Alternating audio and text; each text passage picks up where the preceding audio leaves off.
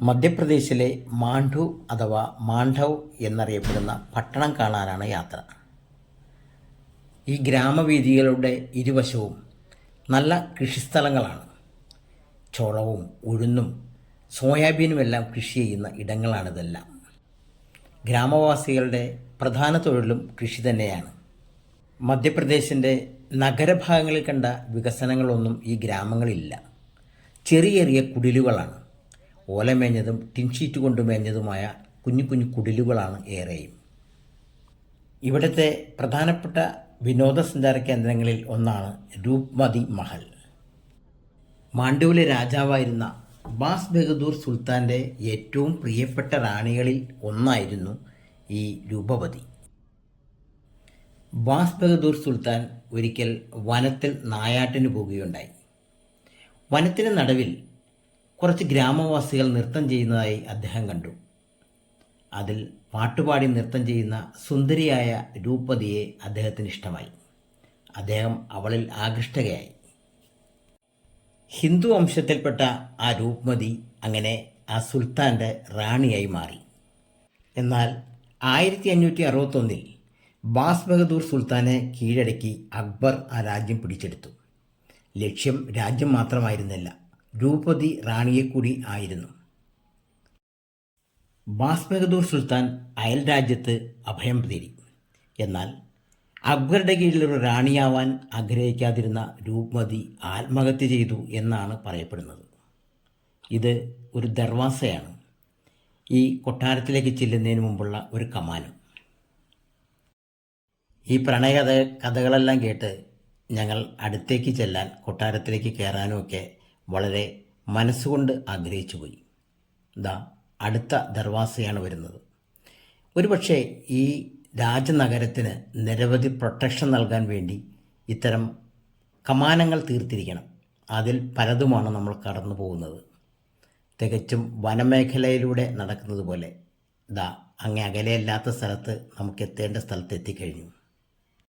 ഇതിവിടുത്തെ parking ഏരിയയാണ്. ചെറിയ ചെറിയ ഭക്ഷണങ്ങൾ കിട്ടുന്ന ഒരു സ്ഥലം മാത്രമാണ് ഇവിടെ. എന്നാൽ ഭാരതത്തിൻ്റെ വിവിധ സ്റ്റേറ്റുകളിൽ നിന്ന് വരുന്ന വിനോദസഞ്ചാരികൾ ധാരാളമായി ഇവിടെ എത്തുന്നുണ്ട്. ഞങ്ങൾ ഈ റോഡിലൂടെ നടന്ന് ആ മഹലിലേക്ക് കടക്കാൻ ശ്രമിക്കുകയാണ്. അങ്ങ് ദൂരെ കാണുന്ന ആ ഗേറ്റും കടന്ന് അപ്പുറത്ത് ചെല്ലുന്ന ദൂരെ കാണുന്ന കാഴ്ചയാണ് മഹലിൻ്റെ മോൾ ഭാഗത്തുള്ള മകുടം. അവിടെ ഇരുന്നാവണം രൂപവതി തൻ്റെ ഗാനങ്ങൾ ആലപിച്ചിട്ടുണ്ടാവുക. ഗേറ്റിൽ നിന്ന് ഞങ്ങൾ പാസ് വാങ്ങി അകത്തേക്ക് കടക്കുകയാണ്. വളരെ മനോഹരമായിട്ടുള്ള പ്രകൃതി രമണീയമായ കാഴ്ചകളാണ് മുകൾ ഭാഗത്ത് നിന്ന് താഴേക്ക് നോക്കുമ്പോൾ കാണുന്നത്. നമ്മുടെ വാഹനം അങ്ങ് ദൂരെ പാർക്ക് ചെയ്തിട്ടുണ്ട്. അത് നമുക്ക് ഇവിടെ നിന്ന് കാണാൻ സാധിക്കും. ഈ നടപ്പാതയിലൂടെ വേണം നമുക്ക് നടന്ന് ഇതിൻ്റെ മുകളിലെത്താൻ. മറ്റൊരു ചെറിയ മാർഗവും അപ്പുറത്തുണ്ട്. ചെറിയൊരു സ്റ്റെപ്പ് കയറി വേണം ഇവിടെയും എത്താം. ഇതെല്ലാം വളരെ ശ്രദ്ധയോട് വീക്ഷിക്കാനാണ് നമ്മൾ അകത്തേക്ക് കടന്നത്. കാലപ്പഴക്കം കൊണ്ട് അല്പം ജീർണത അനുഭവപ്പെട്ടിട്ടുള്ള നിർമ്മിതികളാണ്. ഇത് 14-ാം നൂറ്റാണ്ടിൻ്റെ അവസാന ഭാഗത്താണ് നിർമ്മിച്ചിട്ടുള്ളത്. തികച്ചും കരിങ്കല്ല് കൊണ്ടും ചെമ്മണ്ണ് കൊണ്ടും നിർമ്മിച്ചിരിക്കുന്നതാണ്. സിമൻറ്റുകൾ ഉപയോഗിച്ചിട്ടില്ല എന്നുള്ള കാര്യം നമ്മൾ വിസ്മരിക്കരുത്. ഇത്തരം പാതയിലൂടെ കുറച്ച് നടന്നു പോകുമ്പോൾ അങ്ങ് അകലെയായി ഒരു ഇടുങ്ങിയ ഭാഗം കാണാൻ സാധിക്കും. അതൊരു ചെറിയ ഭാഗമാണ്. ആ ഭാഗത്തിലൂടെ വേണം നമുക്ക് മുകൾ ഭാഗത്തേക്ക് എത്താൻ. എന്താണ് ഇത്തരത്തിൽ ഇതിൻ്റെ നിർമ്മാണ രീതിയിൽ വന്നിരിക്കുന്നതെന്ന് നമുക്ക് വ്യക്തമല്ല. മുകൾ ഭാഗത്തേക്ക് എത്തുന്നതിന് ചെറിയ കോണിയും അതുപോലുള്ള ചെറിയ ഇടങ്ങളുമാണ് കൂടുതലായി ഉള്ളത്. വളരെ ഉയരം കുറഞ്ഞ സ്ഥലങ്ങളാണ്. വളരെ സൂക്ഷിച്ച് ഞങ്ങൾ മുകളിലേക്ക് എത്താൻ ശ്രമിക്കുകയാണ്. ഞങ്ങൾ പടവുകൾ കയറുകയാണ്.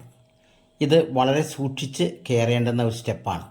മുകൾ ഭാഗത്തേക്ക് എത്തിച്ചേരുമ്പോൾ നർമ്മദ നദീതീരത്തിൻ്റെ ഭാഗങ്ങളാണ് കാണുക. മറ്റൊരു ഭാഗം നമ്മൾ കയറി വന്ന ഭാഗങ്ങളാണ്. ഇത് ഒരു മലയുടെ മുകളിൽ സ്ഥിതി ചെയ്യുന്നു എന്നുള്ള കാര്യം വളരെ വ്യക്തമായി മനസ്സിലാക്കാൻ പറ്റുന്നത് ഏറ്റവും മുകളിലെത്തുമ്പോഴാണ്. നർമ്മദയുടെ തീരങ്ങളാണ് ഈ മുകൾ ഭാഗത്ത് നിന്ന് നമുക്കൊരു വശത്ത് കാണാൻ സാധിക്കുന്നത്. അവിടുത്തെ ഭംഗി യഥാർത്ഥ രീതിയിൽ ആസ്വദിക്കണമെങ്കിൽ മഞ്ഞ് ഒന്ന് മാറണം. അല്പം മൂടൽമഞ്ഞുള്ള ഒരു സമയമായിരുന്നു ഇത്.